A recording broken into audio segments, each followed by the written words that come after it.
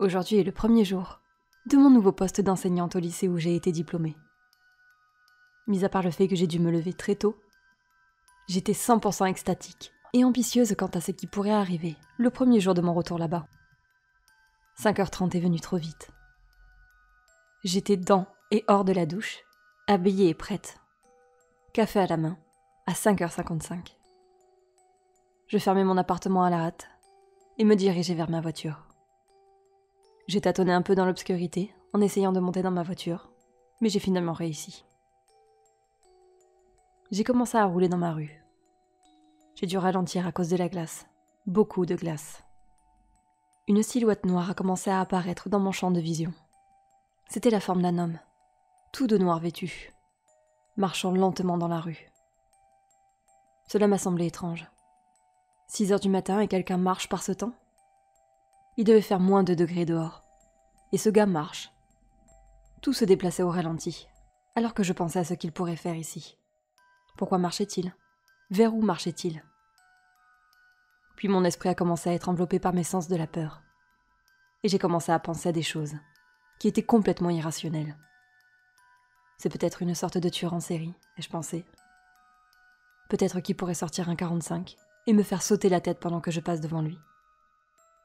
Mon esprit a continué à plonger plus profondément dans ses illusions paranoïaques, alors que je me rapprochais de l'homme mystérieux. Sa forme devenant plus claire, alors que je me rapprochais avec mes phares. Je pouvais mieux distinguer sa forme maintenant. Il portait une blouse de travail noire. Elle semblait sale et couverte de neige. Il portait un pantalon noir et des bottes de combat. Les lacets n'étaient pas noués. Une capuche, provenant vraisemblablement d'une autre veste sous le manteau de travail, lui cachait la tête. Avec une description comme celle-là, il y avait 2 possibilités dans mon esprit. Sans-abri ou fou. Réalisant finalement à quel point j'étais folle à propos d'un homme qui marchait, je me suis ramenée à la réalité et j'ai secoué ma pensée épouvantable. « Écoute-toi, tu es ridicule. » Je me suis grondée. Je ne pouvais pas me débarrasser à 100% de mon malaise. Cependant, je n'allais pas laisser une simple bizarrerie comme celle-ci me conduire à la folie. J'ai balayé la transe dans laquelle j'étais et j'ai continué à rouler vers lui.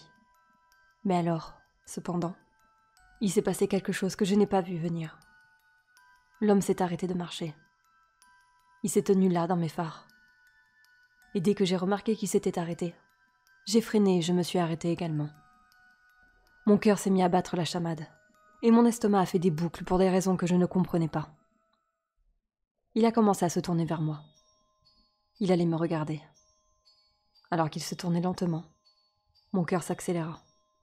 Puis, pour ma plus grande horreur, j'ai finalement vu le visage de cet homme. Si vous pouviez même l'appeler un homme. Ses yeux étaient enveloppés d'une noirceur plus sombre que la nuit qui nous entourait. Ses pupilles blanches brillaient au centre de ses fosses, alors qu'il me regardait, au plus profond de mon âme. Son nez n'était pas là. À sa place, il y avait une couture grossière de la chair qui l'entourait, tirant fermement sa peau sur son visage osseux.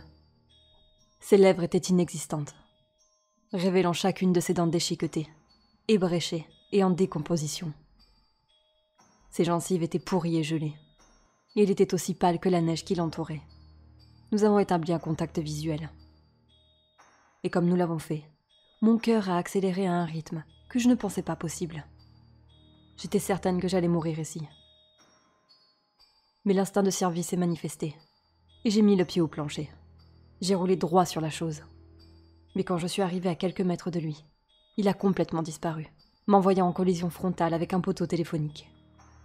J'ai été envoyée à travers le pare-brise et dans la neige en dessous.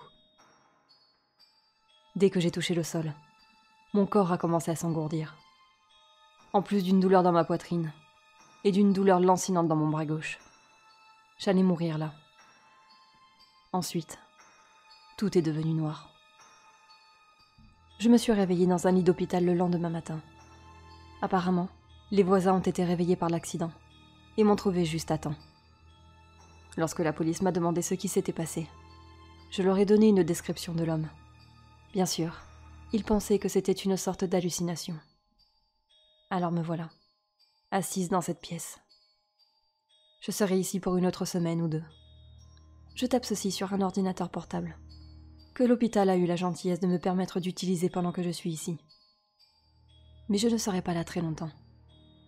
L'homme, mon nouvel ami, est venu me rendre visite aujourd'hui. L'ami que j'ai rencontré ce matin-là. L'ami qui a essayé de me montrer le vrai monde. Il est ici maintenant. Il est assis à côté de moi. Il me dit que tout ira bien. C'est mon maître maintenant. Je lui appartiens. Il me regarde. Il m'observait toujours. Du jour de ma naissance jusqu'au jour de ma mort. Et il vous regarde en ce moment.